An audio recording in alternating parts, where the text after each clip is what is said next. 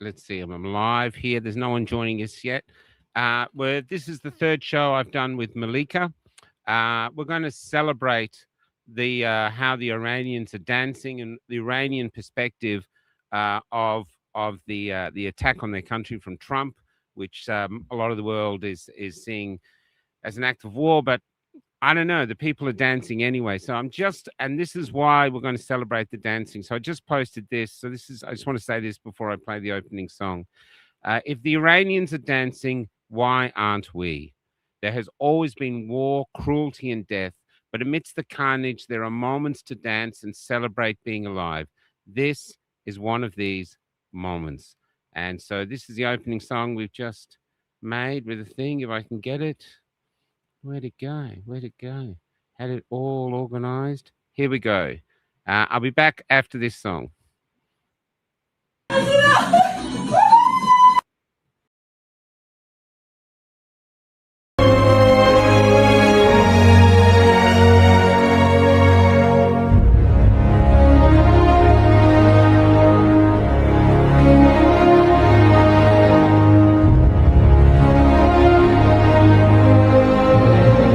Iranian here. I'm watching a lot of people suddenly feign a lot of outrage over the Israel and U.S. strikes on regime sites in Iran.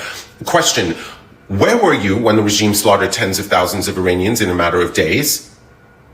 Where were you? Where were you when the internet was shut down in Iran and Iranians were arrested, tortured, forced into confessions, and thrown in the streets in body bags? Where were you? You were silent.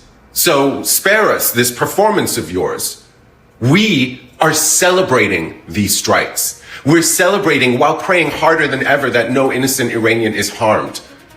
And you're too privileged to have any idea of what that emotional split even feels like. You take for granted your right to criticize your government every day, freely, while Iranians are bleeding, dying for that same right. So if you can't celebrate for us, if you can't be happy for us, if your hatred of Trump and America and Israel is louder than your concern for Iranian lives and Iranian freedom, then at least have a shred of enough decency to know when to shut the f*** up, take a seat, and stop speaking over Iranians.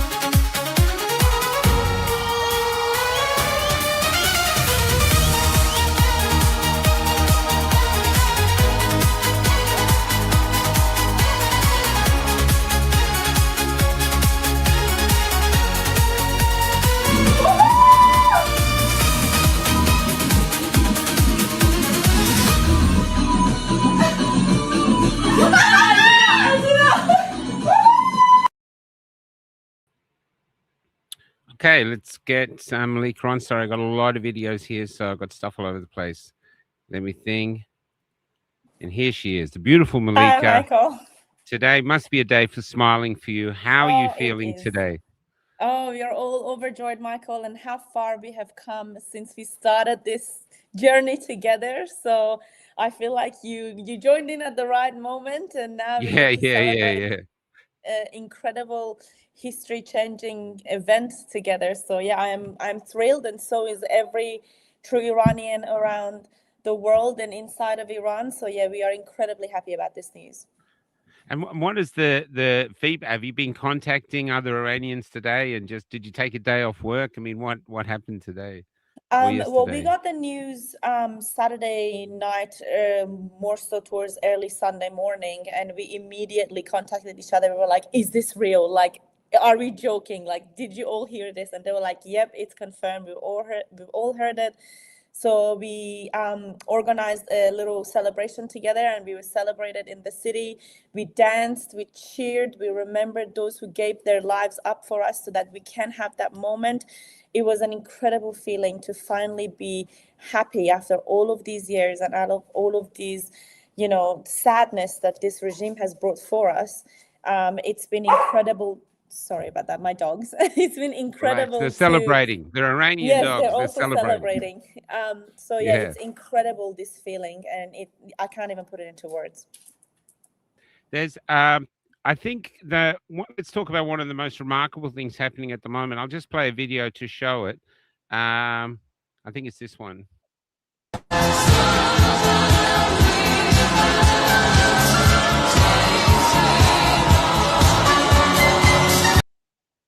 We have this remarkable thing going on. I mean, the world's crazy at the moment, but now it's crazy because I can understand the Americans' point. Why have we attacked another country? So I get it. We're going to war. Why are we going to war? I get it. But the Iranians are dancing. The internet, my social media is just full of Iranians dancing and celebrating what's happening. So have you come across that, or what are your thoughts on what's happening there? Yes, well, mostly it's been online, to be honest. Most of these videos that are coming out about people trying to be upset for us and trying to be, defending Iran's honor and, against all these missiles and all these attacks. But most of I've seen online, not really in person a lot. But what I can tell to that is that it's incredibly frustrating as someone going through this and seeing how happy we are, and for them to be sad for us. This is like, I actually made a video about this morning as I was driving to work because of how frustrated I was.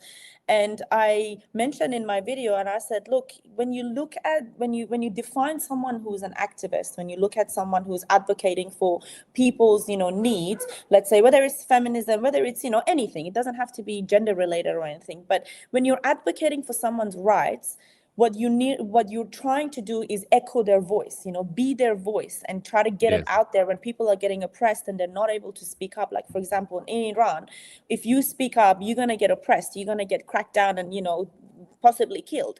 Most definitely killed.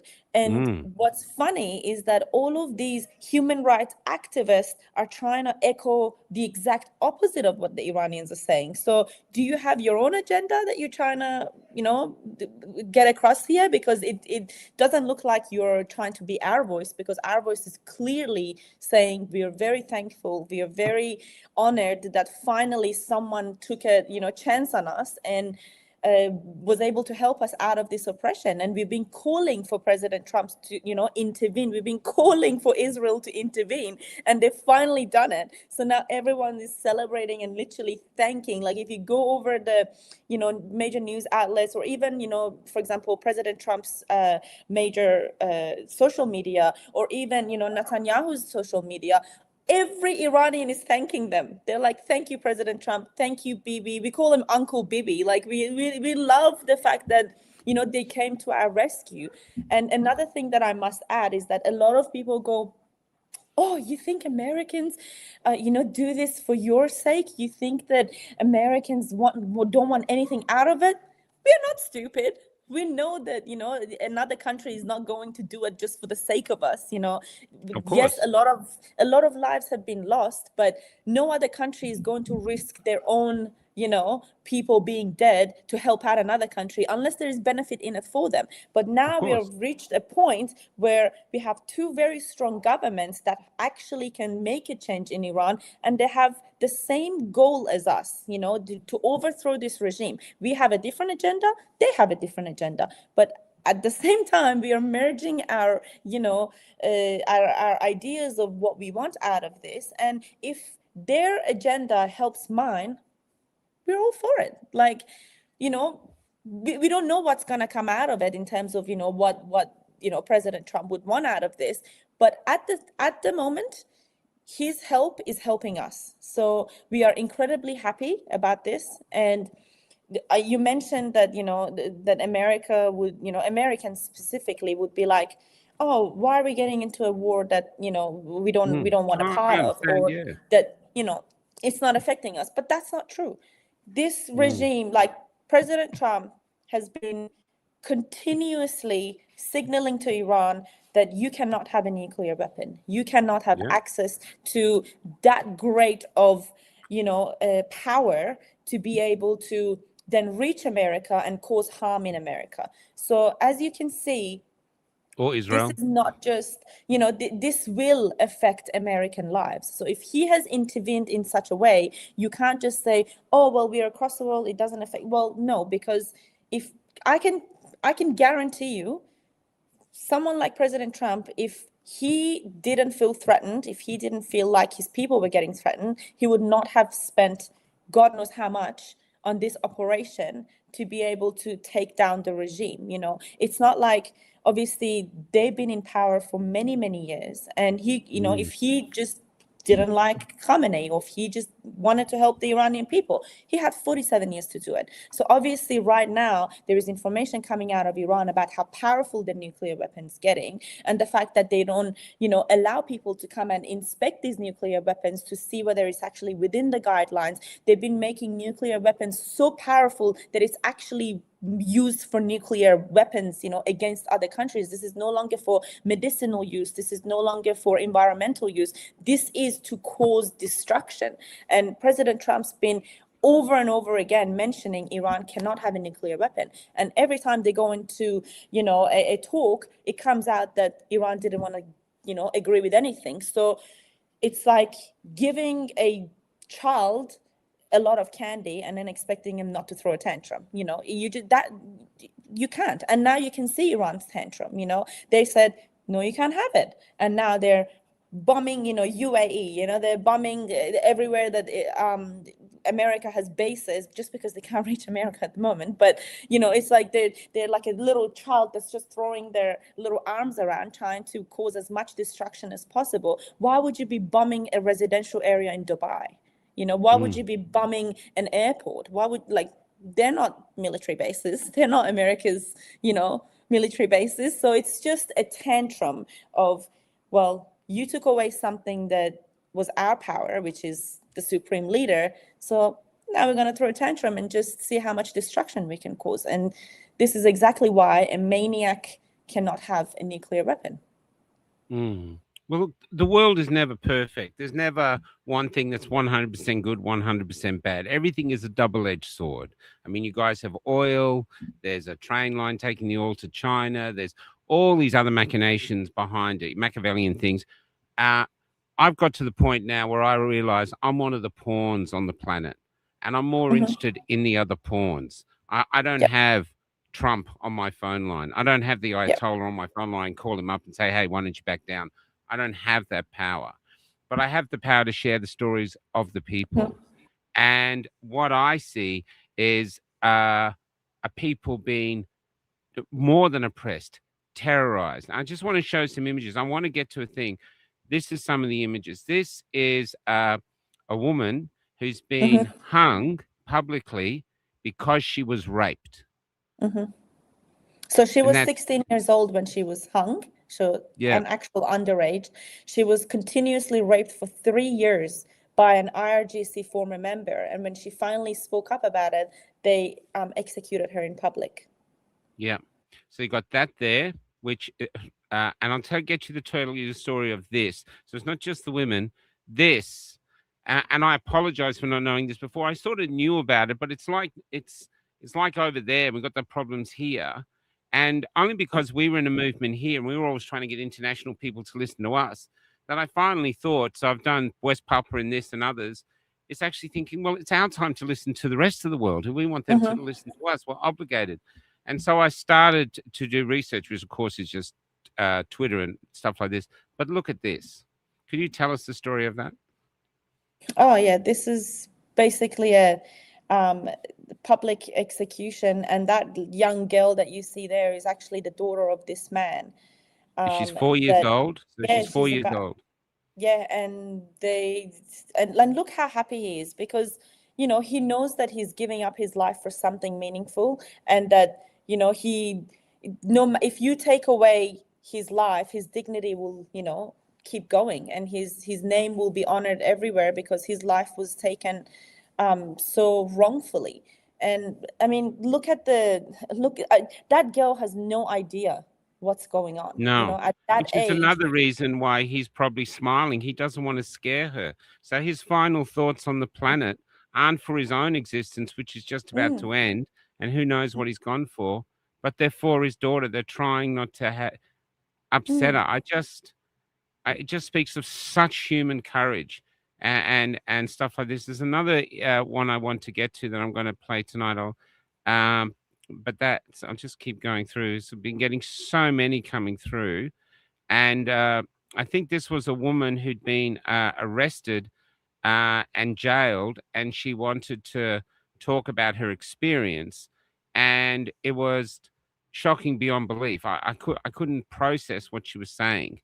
It was just so shocking to me. It might be in this. And then going through, now there's this artwork here. And I don't want to take any religion or stuff, but there's videos of this man. I don't know if he's speaking properly, and he's talking about women like they're like cattle, they're like sheep. And I just think this is, I just can't understand as a man why you'd want someone in your life that's livestock, and I don't believe most men around the world, from when I see the men dancing, want that. It's a strange ideology to me. But could you share us what this woman is saying? Because this woman is 80s. So I'll just look for the other thing. Could you share us what this woman is saying? Sure.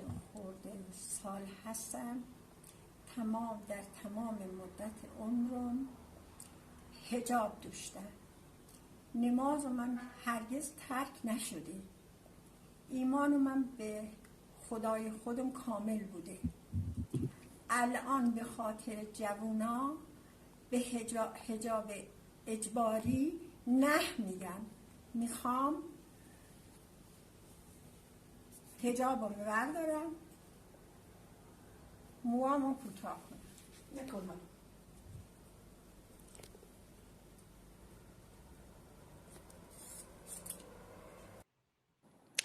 So basically, this is a lady who says that I've been loyal to my faith, and I've been loyal to my religion, and wearing my hijab and my head coverings for all my life, and I've never missed a prayer.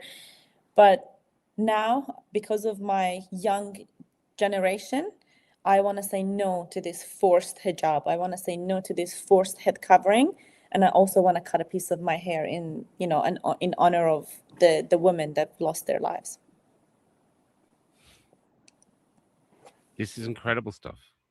This is beautiful stuff. This is, I'm going to warn you that this one now, this is life-changing stuff. What this next going to share here is it'll probably be the, Malika will have much worse stories, but this floored me. Have a listen.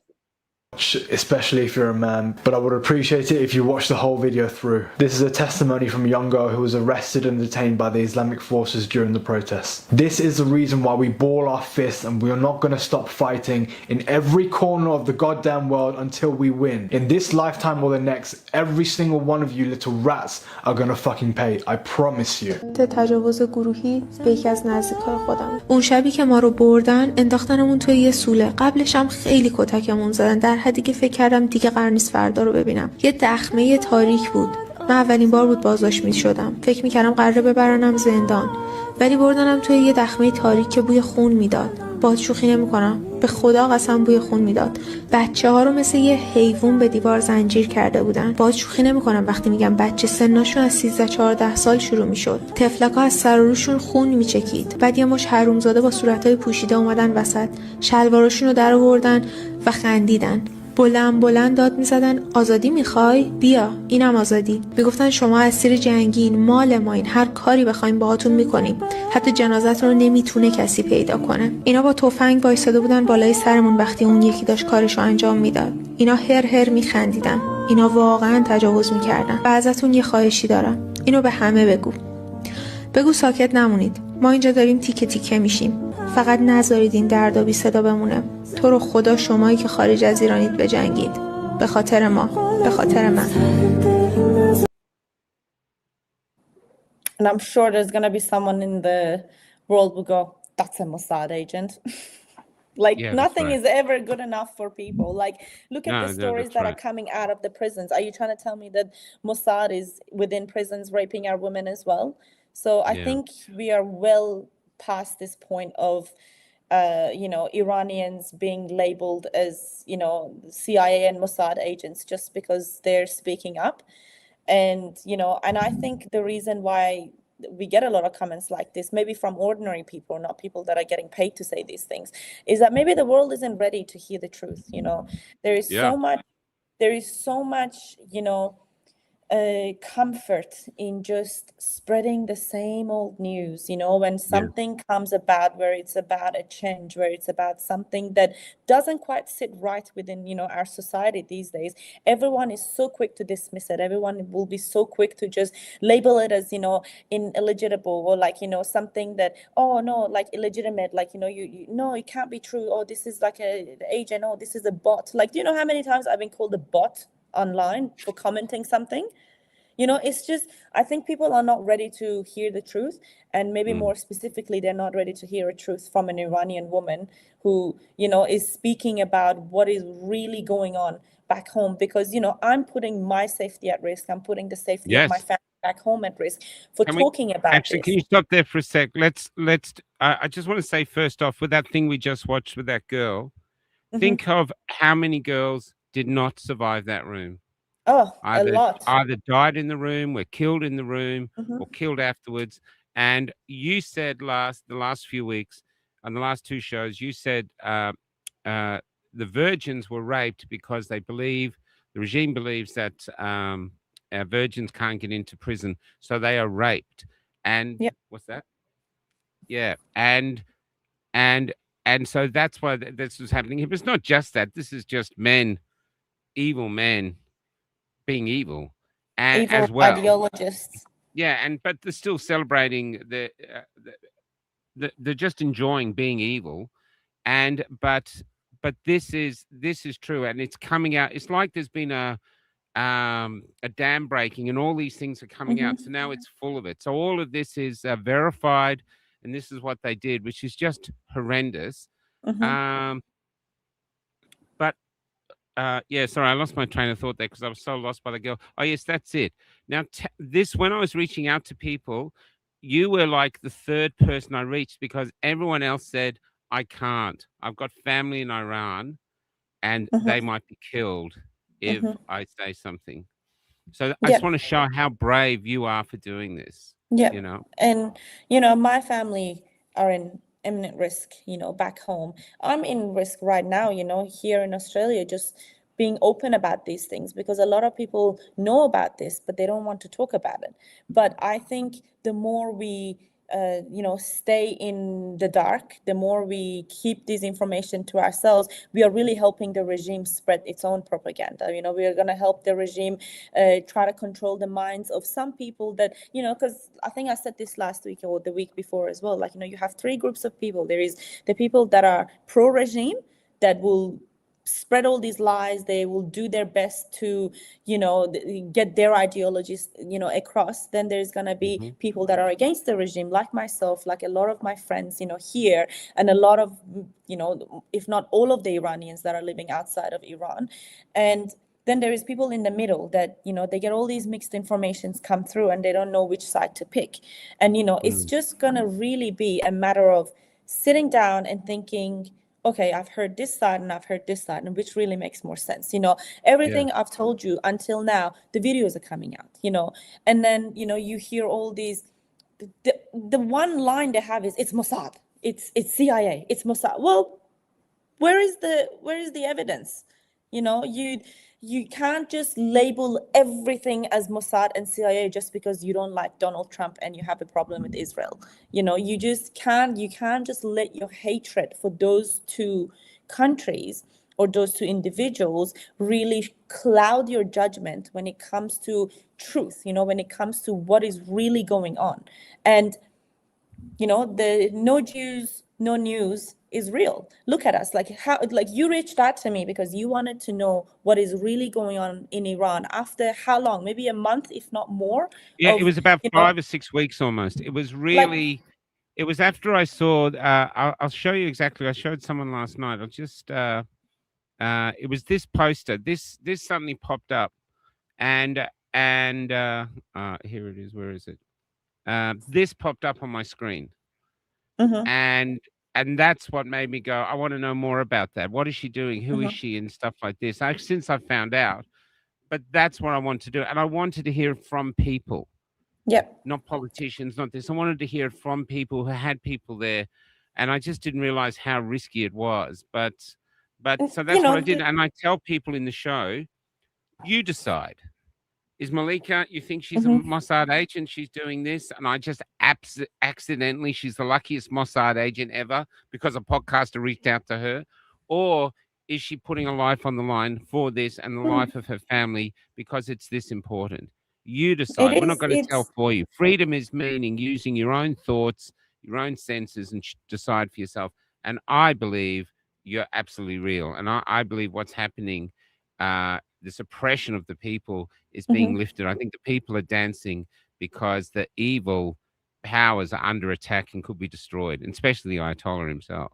It's, like we said at the beginning, it's one of the biggest, milestones we've passed in all of these years. Yes, we've had generals being, eliminated before within similar events. We've had, other, members of the IRGC, getting, eliminated. But to reach this level where Khamenei and his entire family, including his son, including his daughter-in-law, including, his probably son-in-law, like all of the members are getting, eliminated. And this is probably one of the biggest missions that has ever happened around the world, in 2026 and in this kind of era. So for us, it's a very, very big milestone that we've passed. But every Iranian knows that this is not the end.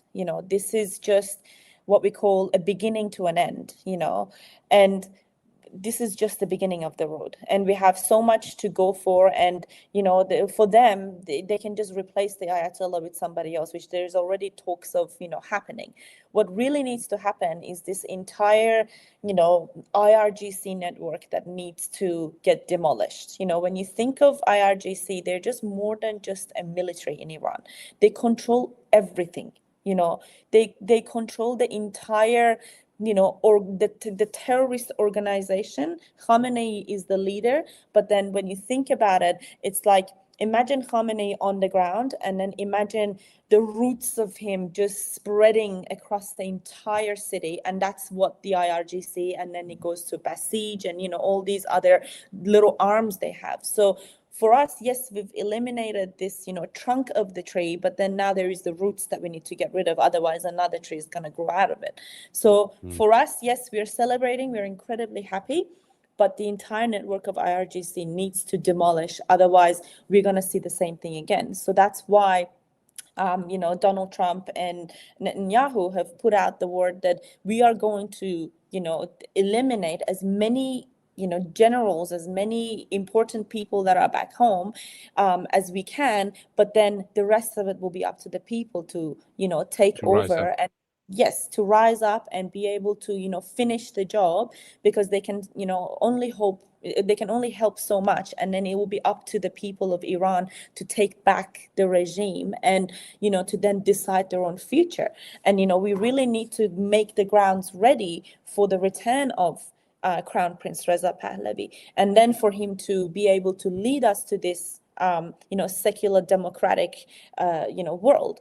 And until then, we need the military intervention. We need the help of people, that have guns, because right now the funny thing that's going around is that they say that the Iranian regime is too afraid to even arm up the people to fight against America, because they're worried that the guns are going to get turned around on the regime itself. So they can't get the help of the people, because right now, for example, in Australia, if there was an attack, and the army wasn't sufficient, they'll probably put out a call and say, we want people to join and we want people to start serving and start helping. But Iran can't even do that, because they're just too afraid that the moment they arm up the people, the Iranian regime is going to be the first one to go.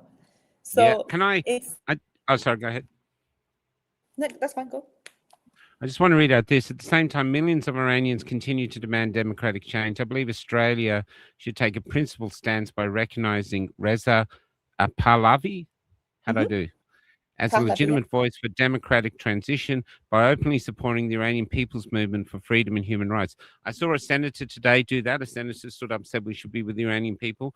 For what reach I have with the Iranian people, I just want to correct a thing. I said that they were raped so they couldn't get into prison. They were raped so they can't get into heaven.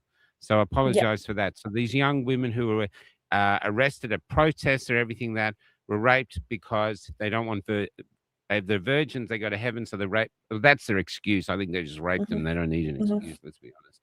And the other thing you said to me on the phone when I called you up to see whether you would come on again, you said, you watch, Michael, they'll start bombing schools. The regime will start bombing schools and blame America. And what happened about 20 minutes after that call? Literally, I sent you the video and I said, look, 40, 80 school kids have been eliminated. And I was actually watching another video today of this girl who's Iranian girl. I believe she's in America, but she just put it so beautifully. As I was about to capture the video, I think I accidentally clicked on something and it disappeared, but I'm just trying to go off of my memory. But they said that, when you look at the 12-day war that happened in Iran between Iran and Israel, when you look at the buildings that they attacked, it was done with such precision that, you looked at the apartment from the outside, and then it would have been like the 5th floor on the left. And that's where they had attacked. So, and it was only just that building that had been demolished, that level that had been attacked. Or you look at another place, it was so precise. I remember there was only one corner of a building that was attacked. So when Israel attacks or when America attacks, they attack for a purpose. They don't attack like these radical Islamists that their purpose is destruction of the entire place. They attack to eliminate certain people and certain people with certain ideologies. So it's very hard to believe that on the first day of the attack that they attack a school. It's very hard to believe that they would just so randomly start attacking a school. So well, they wouldn't do it because they know they'd lose the propaganda war from day one.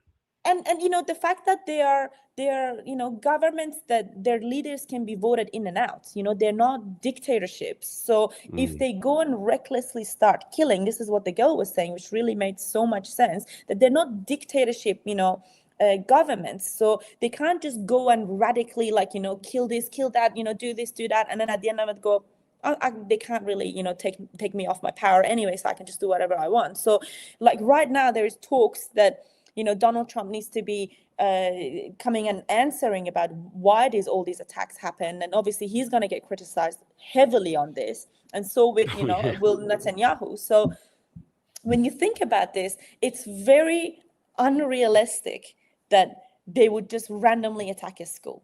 But then again, on the other hand, we've seen multiple times, before they even began the war, the Iranian pilot crashed and died. Like they were trying to probably do some practice, trying to, combat this war. And before the war even began, we started seeing people die in the military as a result of malfunction and as a result of, not being able to operate their devices properly. So, and we saw that in the 12-day war as well, where a lot of missiles malfunctioned. You would see a takeoff and then it goes like randomly and then it will come down. So where do you think these are going? It will go on, properties, it will go on schools, it will go on hospitals. So it's just when you put, like I said, that middle, pile of people that are trying to go, okay, where do I go? What do I listen to? Just look at the news that are coming out with an open eyes, without any agenda towards, a hatred for Israel or a hatred for USA, and really look at what's going on. And as another person was saying, which really makes sense, it's like the Islamic Republic is taking, a page out of Hamas and Hezbollah's book, and the book that they wrote themselves. And what does Hamas do? The moment something happens, they start shooting their own people down, trying to buy empathy from the rest of the world and say, oh, look, Israel, attacked us and they killed all these Palestinians, where in fact it's them doing it. It's them that's building their bases under a school. So it's interesting. And now we've got an internet cutout. It's been cut for like 40 hours now. So no one knows what's going on back home again. And mark my word, Michael, next time the internet gets connected, just see how many schools and hospitals and, residential areas are going to be damaged. Yeah. Knowing that they've damaged it themselves to pretend that this was a result, and just to buy empathy and get the lefties and get the pro-Palestinians on their side. And another thing I wanted to add is that how ironic is it that we've heard that Hezbollah has now been attacking Israel in defense of Iran? Okay. Did you hear that? No, I haven't heard that. Hezbollah has started attacking Israel in defense of Iran. And as Hezbollah, the terrorist organization that's within Lebanon, has now started defending the IRGC and the, Iranian regime. So when I came on first and I told you Iranian regime is funding Hezbollah, it's funding ISIS, it's funding Hamas, look at it now. Hezbollah's gone up and said, we're going to start a fight with Israel. How dare you attack our sugar daddy? How dare you attack, someone who's been paying our wages? So, yeah. I just want to play some. The other thing you said before I go to the positive stuff, you talked about the prisoners, and this is the video you talked about. این کسخلا زندانی‌ها رو از اوین کشیدن بیرون. زن و بچه هم بینشونه. از تظاهرات امسالن. بردنشون تو پایگاه که سپر بشن جلو آمریکایا. این حرومزاده ها آدما رو سپر انسانی کردن. مرگ بر دیکتاتور. Can you tell us what they're saying? Yeah, he said these bastards are now taking prisoners out of prison and taking them into military bases because, and use them as human shields against the American, bombing. And then basically pretend that, oh, look, all these innocent people died because of, America's strikes. And also they're too busy trying to defend themselves against these, bombings. They don't have time to go out there and kill our people. So now they're trying to, get American, bombs to do the job for them. Because like I said, again, see, this is just proving my point. Why would they need to take them to military bases? Because they know that it's going to be a targeted event. Yeah, that's right. More than 2,000 bombs were dropped by Israel during this attack. And I can guarantee you all, if not 95% of them, were hitting the head government generals. They were hitting targeted events, targeted attacks. So now they're moving political prisoners. They're moving, other prisoners that are basically probably going to be useful for the future of Iran. Now they're trying to eliminate them by transferring them into military bases so that if, a bombing was to happen in those bases, that they'll be used as human shields. Yeah. Does it not sound like Hamas to you? There's the thing here I just want to share here too. I wanted to share this last week, and this is what I'm really interested in, the people that speaks to the courage and the character of the people. This is a fireman. I don't know if you've seen this. From Iran, this is the story behind it. Hamid Mahdavi was a firefighter in Iran. He was shot by regime forces as he carried injured protesters to safety. He stood by his people till the very end. On social media, Hamid would document his life. He danced, he laughed, but above all else, he was a dedicated firefighter who devoted his life to saving others. When the streets erupted in protest, Hamid's duty never wavered. As gunfire rained indiscriminately on the brave protesters, he carried the wounded on his back, pulling them away from the forces of oppression. Hamid is just one of thousands who have sacrificed their lives for dignity and freedom. Don't let his memory fade. Carry his story forward, just like he carried his people to safety. So that's Yes, one. please. I'm sorry. That tears me up. That's one. But I talked about this girl last time, this girl here, but I found the video now. So this girl, you Oh, look yeah. at this, what is this? But look at this image, and this is what I'm thinking. There is the defiance of the Iranian women who have stood up and given their lives for the cause without literally any help from the feminist movement in the world, who seems to be more interested in defending the regime. But this is what she did. So this woman, I don't know her name. I don't know if you do. She took off her clothes and was a protest in her underwear, walking through the streets. Now, no one really attacks her, which I think is the people on her side quietly. But imagine the courage, because if she got arrested, which maybe she did, brutalized, tortured, raped, and maybe killed, but she wanted freedom so much she was willing to risk it, and this is what she did.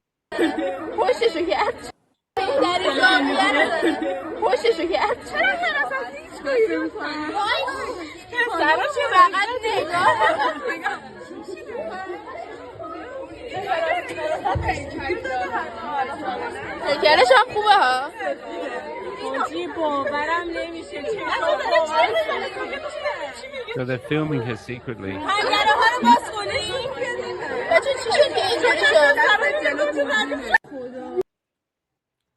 Michael, remember you told me you showed this photo last time, and I said it's I actually a had the photo, video. but didn't have the video. Yeah, so I found the Remember? video. And I told you, Yeah. not a single guy looked at her, except that one guy. I was just like, oh, what is this? Like, you would think that, in a world so oppressed, that guys would be like, oh my God, look at, a body, a bare skin. Did you even see anyone looking at her? The No. guy was just with his backpack walking like, okay, so what? And this is what I told you last time. It's, by this move, she's just trying to show that this ideology is only in their heads, that they're trying. And another thing that my mom always says is that every time they try to protect you against these things with their ideologies, because their minds are so filthy and dirty that they think that everybody else will think like them. If they say, women should cover up their, skin because it, what do you call it? It brings out something in men that would want to rape them. It's because their men are like that, not our men.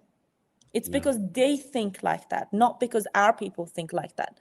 And it's just because they're so, caught up with their ideologies, they think that everybody else is like them, but it's not true. No, there's a video I did see of the morality police on a train, and it was a woman who was trying to intimidate some young girl or girls who had their hair out. I don't know if you've seen that one. And Yep. the people on the train, the women, shoved her off the train.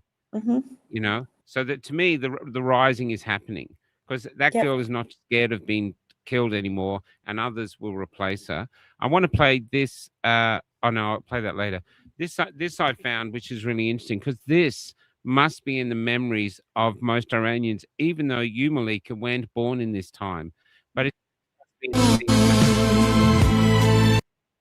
70s. Too beautiful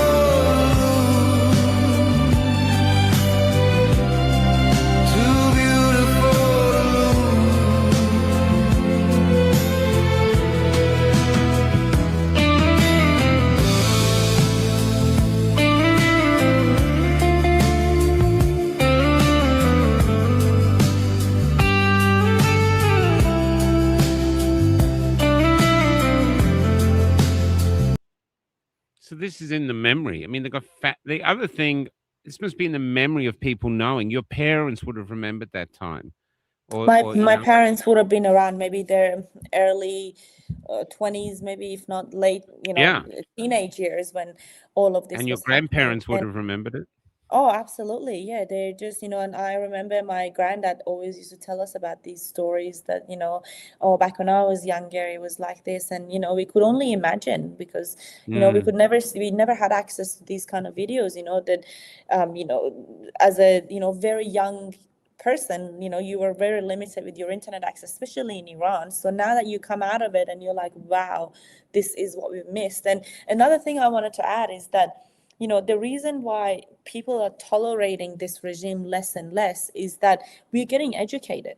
No, I'm not talking about university education. I'm talking about education on our history, of who we were and, what we've accomplished in the world and, how great our culture is and how great our people are. And the more we get educated about this stuff, the more we want it back. Right now, Yes.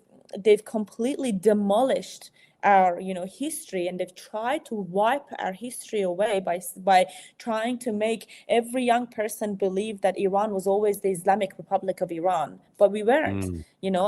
And I think this is one of their biggest failures, is that they may have been able to fool my dad when he went around his time and around those kind of eras, but you can no longer fool people that are young and they're striving to do better. They're striving, to have a great future, and as well as knowing what they've had. So you've, mixed two powerful things together, and, they no longer are willing to stay oppressed. They're no longer willing to bow down to this regime. And now they're saying, you know what, I'm ready to stand in front of your live ammunition. I'm standing in front of your bullets, trying to take back this freedom because I know what we used to be, and I'm not accepting what you're trying to shove down my throat.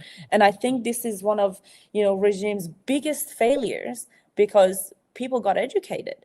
And I think this is what they were afraid of all this, time, and, with limiting education and with erasing all our historical places like Takht Jamshid it's literally non-existent, and like they've demolished it. They allow people to go and take pieces of it. They allow people to walk all over it. Takht Jamshid is one of the biggest historical reservations of our history. And people can correct me if I'm wrong, but from what I know of it is that's the takht means the bed, or like where the kings used to sit. And back then that area had a lot of like poles, had like a what do you call it, where do the kings live, a palace, where like a palace, it had a lot of like poles and everything. So the story is that once a year the shadow of all these poles, like the poles would align, and that's how the Nowruz was created, like the new year was created. So only once a year, all these shadows would align, and that would mark the start of the new year. So this is a history for our people, and they've literally like demolished that area. That that area was used, like where it used to be a palace, and they've completely, it's gone. So they tried their best to get rid of our history, but people are too smart these days, and they've studied about it, and they're not accepting it.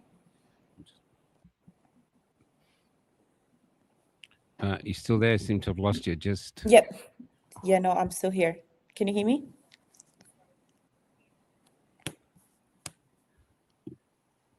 just waiting to see if Malika just see it gets out. Yep. Are you there? Sorry, we just Yeah, we just had a Starlink mishap there. Oh no, it's all right. Look, the other thing too, this is another really important to listen to. This is the lessons of your time, because so these were women in the 70s. Here they are. Now, I don't believe that these women had any idea that what was coming for them, that the state that was allowing them to be educated, that was supporting them in this liberated country, would suddenly turn the opposite and kill them if they dressed like that, rape and kill them if they dressed like that.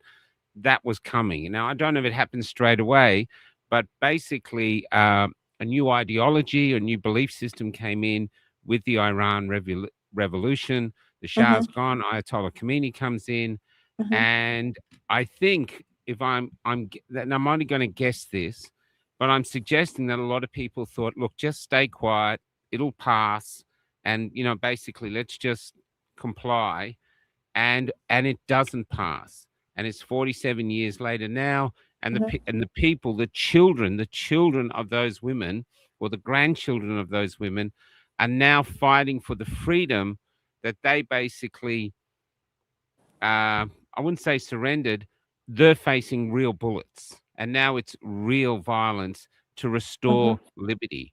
And what I'm saying now in Australia, you think it can't happen in Australia?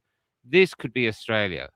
This could be them. It can happen anywhere. Yeah. And it happens through basically an ideology rises up. It's a bit crazy. Everyone thinks it's nuts. Ignore it, it'll go away. It doesn't go away. It infects It doesn't. society. And then suddenly, before you know it, free speech is going, freedom of choice is going, all these freedoms are going. And then suddenly, like USSR, like Iran, Argentina, Chile, all of those, suddenly you're under oppression. I had a man from Chile used to march with me early on in the COVID lockdowns. He was, he'd had been shot, and he was there to say, he was nothing about the vaccines or anything like that. He was saying, this is how tyranny rises. It happened in my country, and I've got a bullet wound that I couldn't get done at a hospital. He had to be saved by a secret doctor. This was happening in Iran, wasn't it? You said, Yeah. I saw today people with bullet wounds were getting attended to at home by secret doctors, or dying at home because they couldn't risk going to doctors because they're killing people in the hospitals.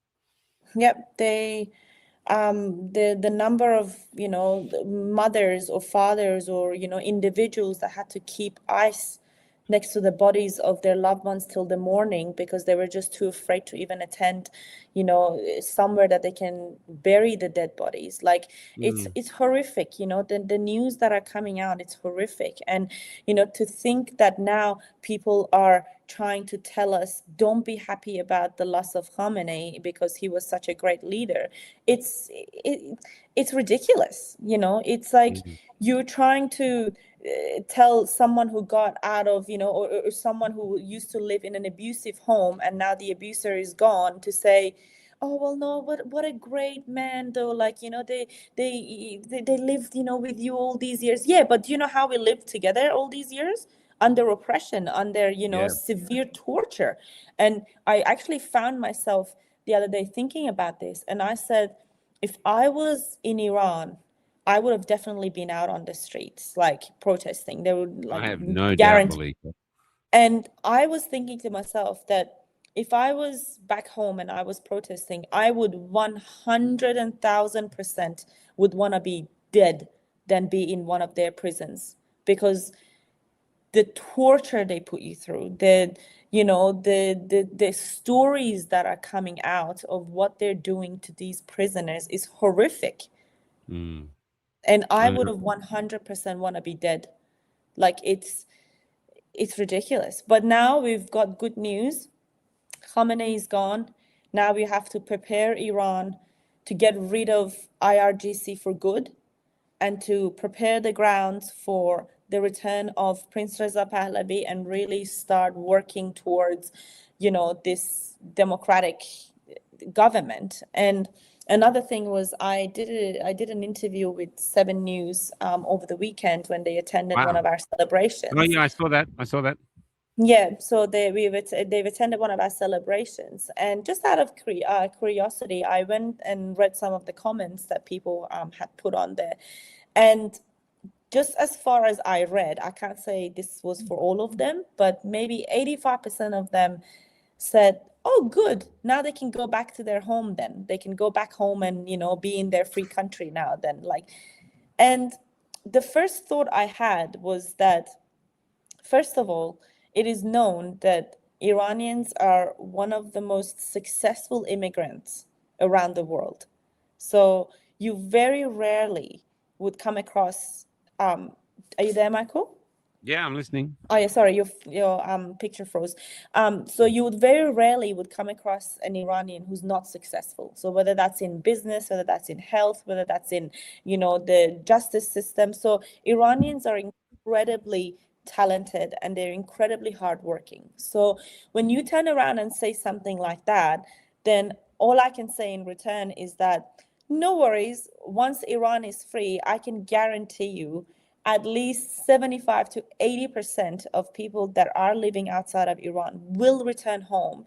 And that would mean the loss of businesses in your country. That would mean the loss of nurses, doctors, lawyers, engineers, a lot of people that are talented are going to go back to Iran. So and I honestly don't blame the Western world, or let's say Australia in this sense, for thinking like this after seeing all the pro-Palestinian protests and what they are capable of. I don't blame them for thinking like we are like them, but I can guarantee you that we are nothing like them. We are known for being extremely peaceful during our protests. We always clean up after ourselves. We respect the police. We respect the land we are in by holding up their flags high. We respect the land that we are in by playing their national anthem before starting our protests. We always pay respects, to the Aboriginal and Torres Strait Islander people. So we are incredibly grateful for the country we are in now that's hosting us,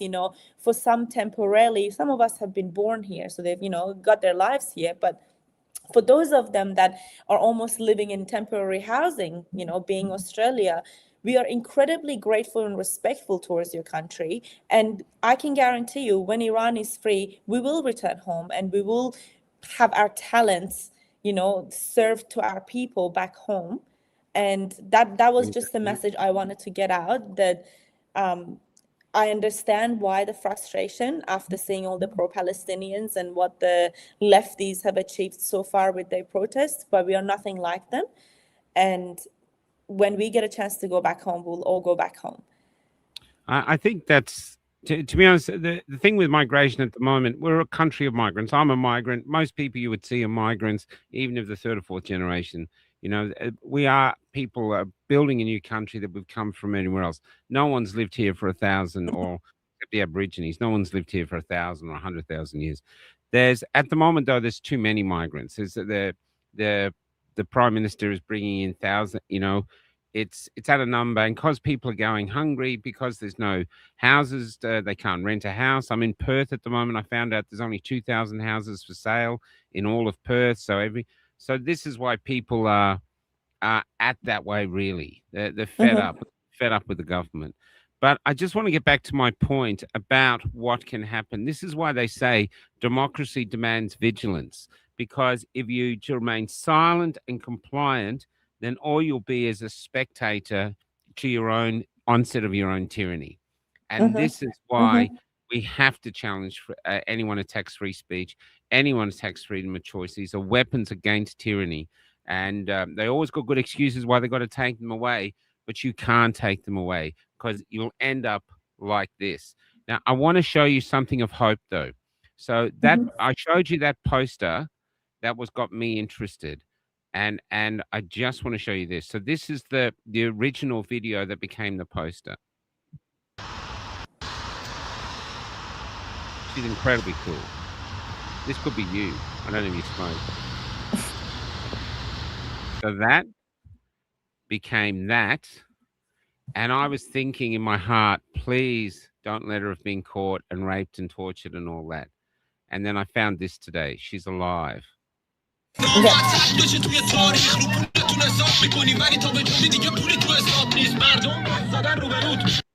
They're saying that's her, so I'm hoping it is.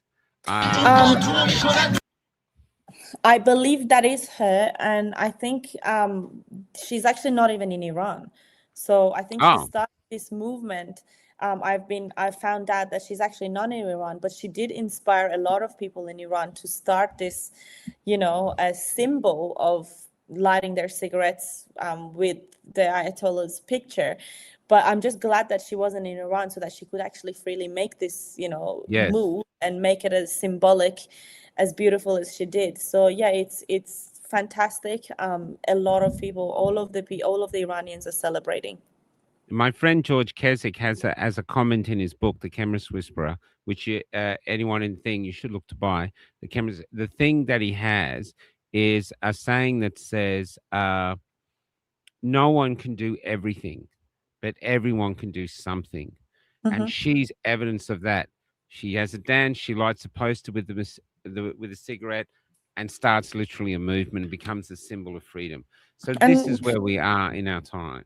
And this is really what it is about, Michael. Like you said, no person would then have the single power to get up and, do something overnight. But, it's like, if you want to lift up a large cloth, let's say, if you just lift it from one corner, it will fall from the other. But if you want to lift this up, in a uniform way, every person needs to grab a corner and you lift it up all together. So, and this is what we are trying to achieve. I'm here, doing an interview with you. Someone's burning the flag with their, cigarette. Someone's doing another news, interview. Someone's, starting a movement in schools by, let's say, holding memorials for the son of the teacher. Another girl, is bravely stepping on the face of Khamenei at school. It's all these little, things that really combine it and shows the world that every person is trying to do their best, in the way that they can. So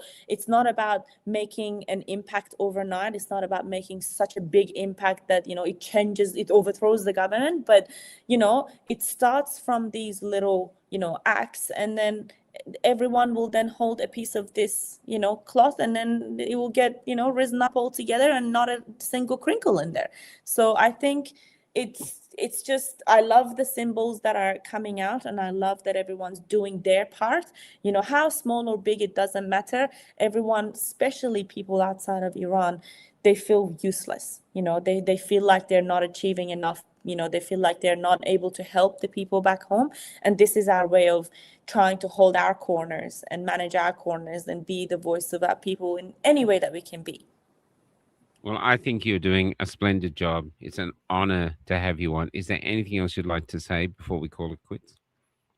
No, I just want to say that we are happy. We are thrilled. We are extremely happy. If anyone tells you otherwise, send them back to the country they're from, because I can tell you they're not from Iran.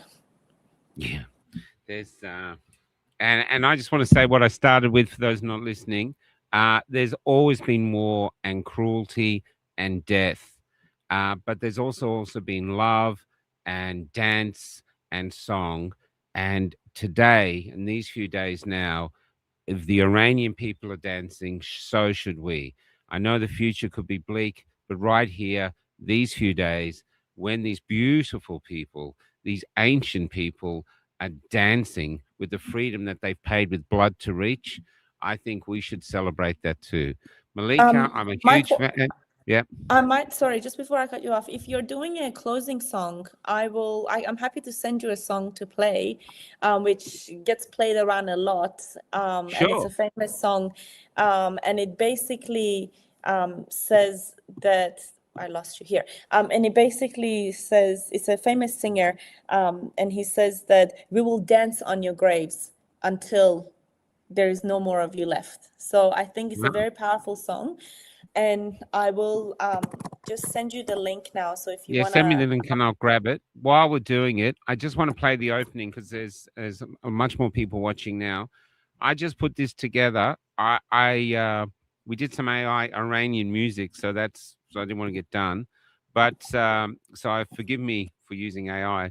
But just listen to the man who starts this. He's a beautiful man. I think he's in America. Listen to what he says. Look at the pictures of the women they've lost, and a society that rapes and slaughters its own women, young women. And I know they do the men as well, but the young women are the mothers of the future. That society is not a society that can continue. So we'll play this as we're getting the last song.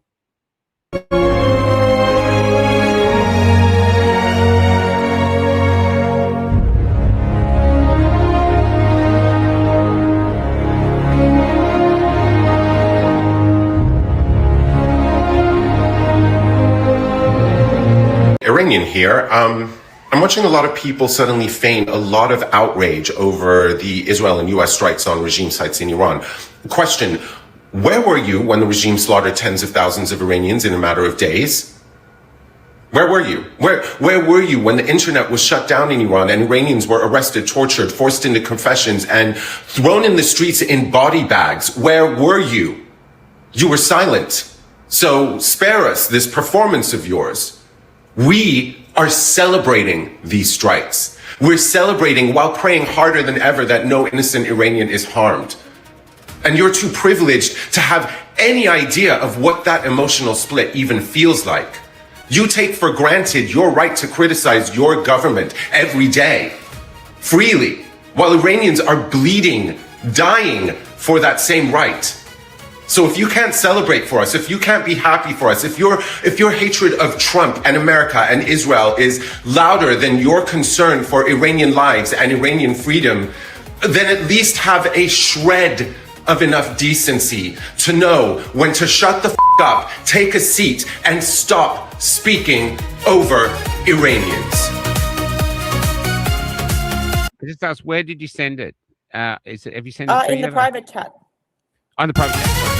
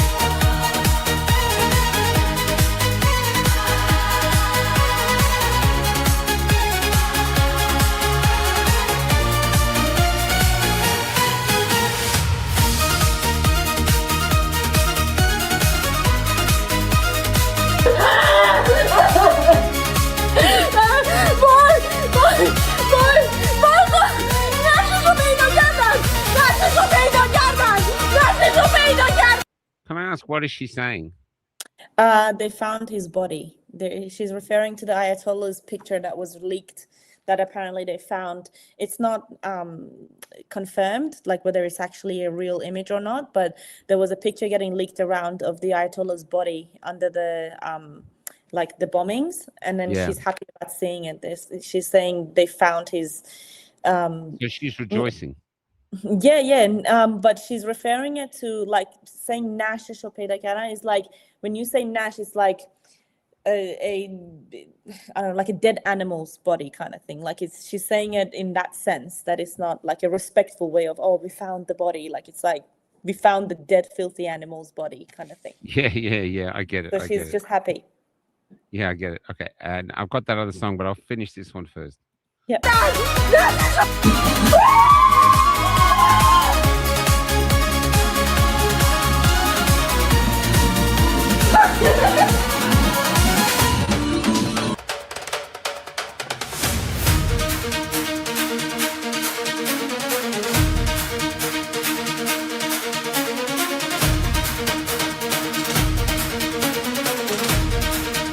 That guy can dance.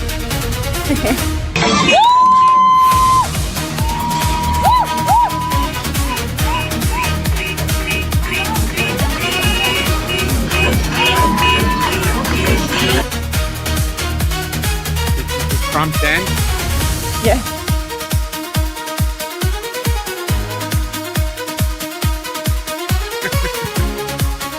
I want to dance.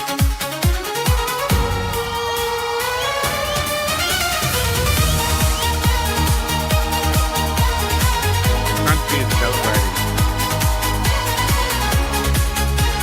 Look at this beautiful ballerina. She got out in the street to dance.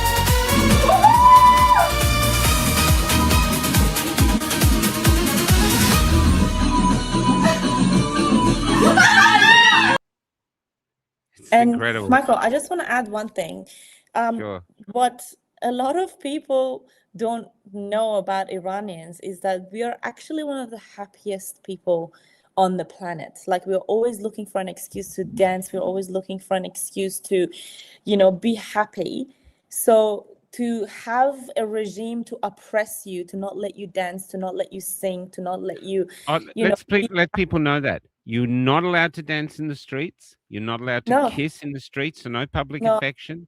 If you were you're not wearing even a allowed to hijab, hold hands. you're not allowed to hold hands. If you were wearing the hijab and some of your hair was out, you could be arrested or beaten.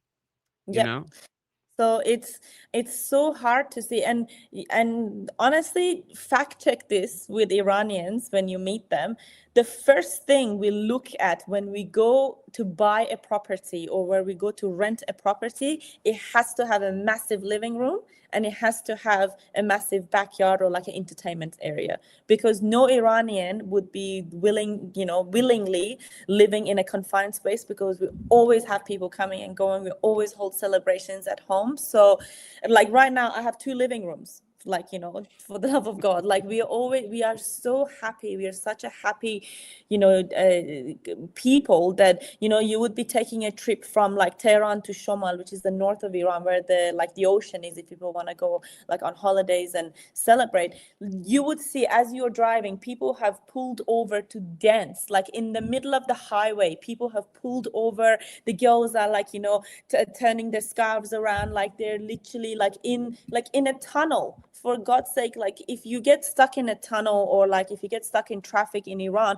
people would start making noises, songs with their, like the beeps of their cars. Like they would have their windows down with the music out. Like we are the happiest people on earth, and to have us oppressed like this felt disgusting. So now that this regime is getting overthrown, you're gonna have to start complaining about your Iranian neighbors and playing a song at 3 a.m. in the morning and dancing with it. So this I have to say, we are this is the crazy. same for Australia.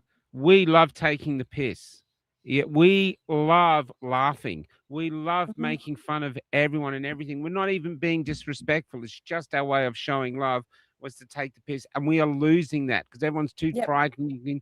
You'll offend someone, so everyone stays silent. We are losing the same. So we didn't dance that way. We were more like just like this dances. But we were loving the piss. We did love living life. We didn't need all these rules. We'd Yep. speed. We were free. We were free, and we're losing that now. And you see the stress in the people. So what they've done in Iran is remove the oppressive cloud, and the people are dancing. So I think if in Australia, if we got rid of this fear to speak, people with the country would be laughing for days because everyone would finally get out and start cracking jokes and start this. No, it We feels like like being alive.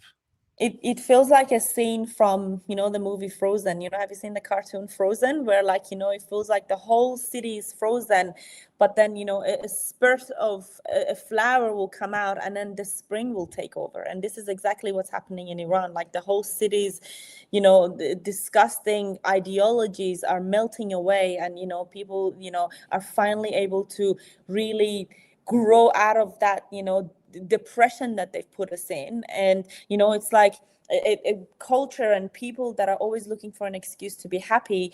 We're living under a regime that always looked for an excuse for us to be sad, for us to cry. Yeah. With whether it's religion, whether it's whatever they find.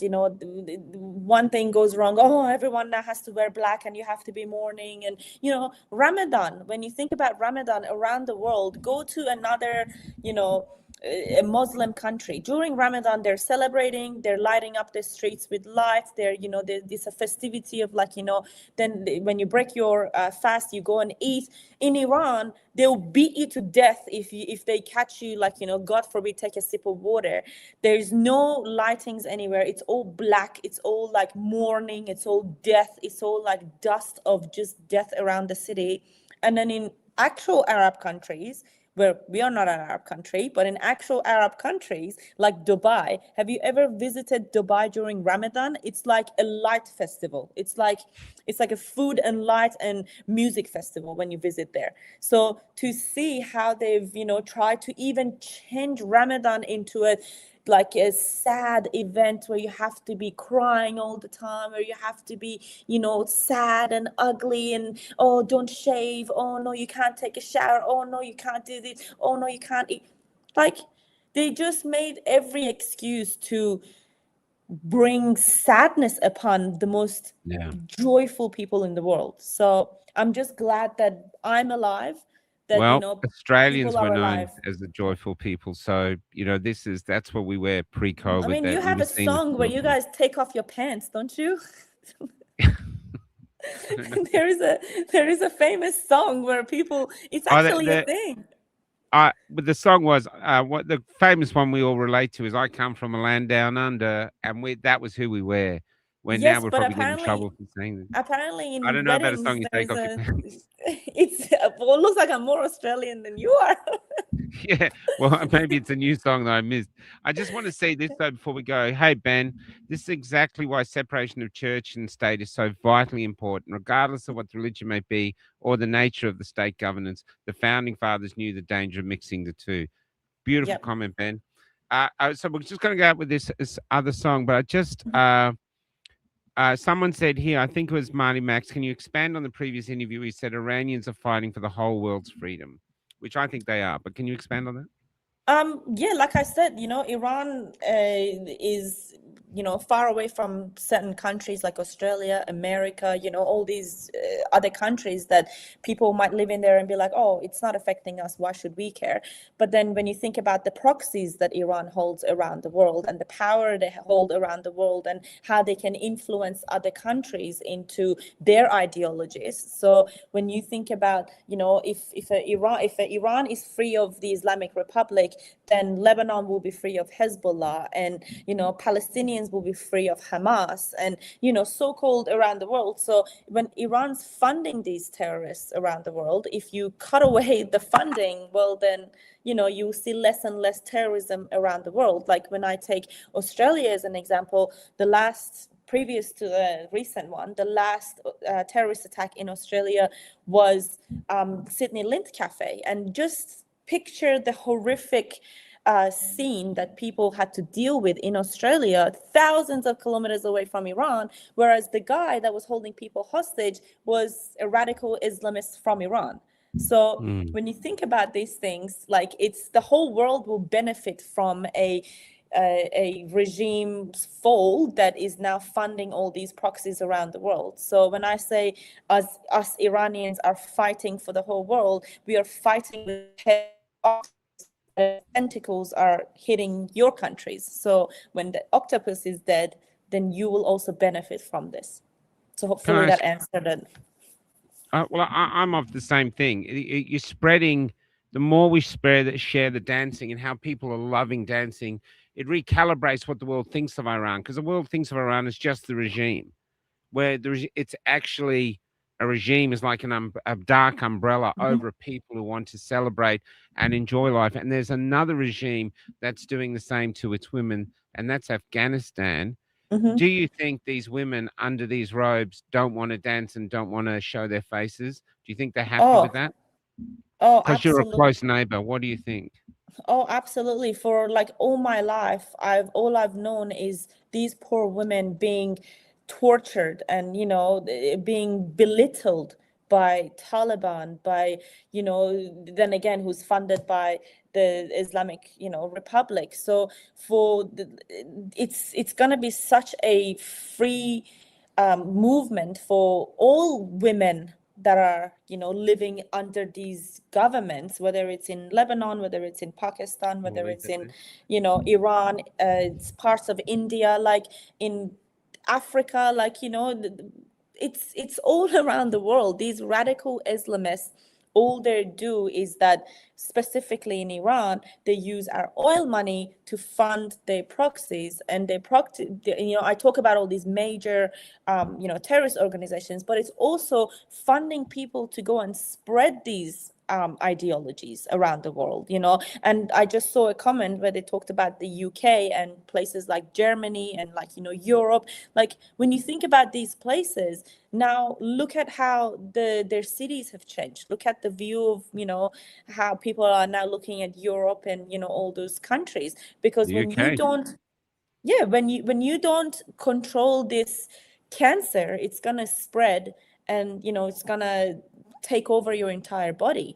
But when you catch this cancer, you know, in time, then maybe you may be able to remove a piece and then be able to live, you know, for the rest of your life. But if you just look away and say, oh, it's just a dot, you know, why do people remove melanomas? Why do people, you know, why do people go and remove a tiny bit on their skin? Because they know if they leave it, they will potentially die from it. And this is what's going on around the world, that if they don't act now, and I mean, I wanted to say as well, just in Sydney, wasn't protesting banned just recently, Yes. and then they had to uplift the ban.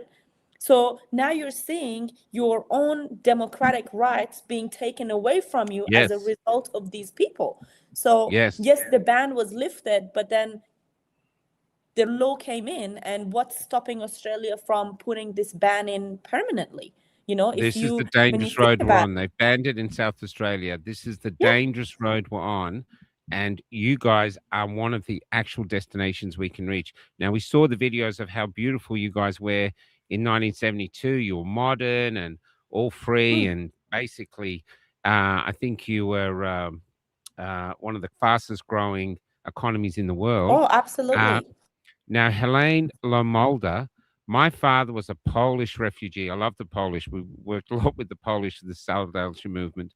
A child. When they were released from Russian prison camps, they eventually spent time in a refugee tent camp on the banks of a sea near or in Tehran. The Iranian people were so welcoming to them, and many people, Polish people, named their children Darius after the Iranian legend to recognize the help they received. So you are an oppressed people now, but when you weren't oppressed, you helped another oppressed people. And so this is why podcasters around the world should actually try to show what's actually happening in this country and let the people speak for themselves, not the propaganda arm of various governments. Yeah. And now this last song to go out with, here we are. Maddie, who you asked that question, would like to thank you for speaking up. And Ben's back dancing to the storm. And that's what I think is happening now. So what's this song? Haikas. I've got it ready to go. It's going to take us out. Tell us what it's about. It's Hitchcast, and he's he's almost known as the god of like a rapper. He's a rapper in Iran, and he's known as the god of the Iranian rapper. So he came out with this song when I actually don't know when this song came out, but it's quite recent. It came out 1 year ago, and he sang it to basically the lyrics. The title of the song is Ruye Janazat Mirakhsam, which means I will dance on your grave. And basically it's played all across the entire world, and people are dancing with this music. So this is a big famous one in Iran, what they're dancing to. Yes, so this is a massive music going around, and people are thoroughly enjoying it, that they're dancing, that they will be dancing on the graves of all these Iranian regime individuals that took the lives of our people. So now we're going to dance on your grave and be happy. Fantastic show. Thank you so much for your interview. Thank you, Michael. Want to come on again, if there's updates, please feel free to reach out to me. Thank you so much, and thank you to all the listeners. I can't believe I got lucky enough to interview before it, and now it was a before and after. You got the biggest before and after. Yeah, I feel like I won the tyranny lottery. Anyway, thank you. I'm a huge fan of you. I love your courage. I know how courageous you must be. You also finally said your cousin has been arrested. Is they still arrested, or have they released them? No, still arrested. We haven't heard from her for many, many days now. It's a good woman? Woman, yep. Well, let's pray for her. What's her name? I won't say it just because I don't want to I don't, No worries. just confidentiality, but yeah, she's been arrested. Her house was raided at 3 a.m. in the morning, and they've taken her. We haven't heard from her for many days, so we can all just hope that all our prisoners and political prisoners will be freed very soon. God bless you, Malika. Good night. This is Thank the you. song. Can you tell us what it's called again? روی Hitchcast. جنازت میرقصم هیچ کس. Done. And he, Goodbye. Oops, sorry. That's What's right. it called? Hitchcast Nobody? means nobody. Yeah, his name is Nobody. Hitchcast, but yeah, he's a lot of he's a lot. He's not nobody. So he I can speaks tell you for that. everybody, but he's called nobody. I love it. Yes, Okay. basically. I love the arts. Here we go. Take care. Good night. Good night, everybody. Before we start, George Kasich is on tomorrow to talk about his book and just to talk about the current state of affairs. So the George is on. We get to meet him.